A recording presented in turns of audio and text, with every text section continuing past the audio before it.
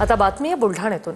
जळगाव जामोदमधील पंकज देशमुख आत्महत्या प्रकरणाची पंकज देशमुख आत्महत्या प्रकरणी सीआयडी चौकशी करा। आज सर्व पक्षांकडून जळगाव जामोद शहर बंदचं आवाहन करण्यात आलेलं आहे।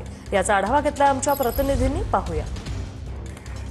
बुलढाणा जिल्ह्यातल्या जळगाव जामोद येथील भाजपाचे कार्यकर्ते पंकज देशमुख यांचा संशयास्पद मृत्यू झाल्यानंतर आता त्यांच्या मृत्यूची चौकशी व्हावी, सीआयडी चौकशी व्हावी यासाठी संपूर्ण न्याय कृती समितीच्या वतीनं या ठिकाणी आज बंद ठेवण्यात आलेला आहे। आपण पाहू शकतो, मी सध्या जळगाव जामोद शहरातील दुर्गा चौकामध्ये उभा आहे।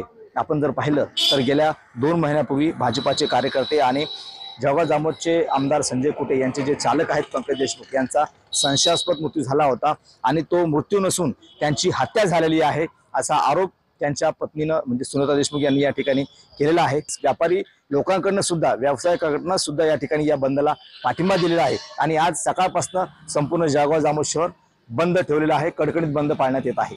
कॅमेरामन निलेश देशमुख सह गणेश सोळंकी, टीव्ही 9 मराठी, जळगाव जामोद, बुलढाणा।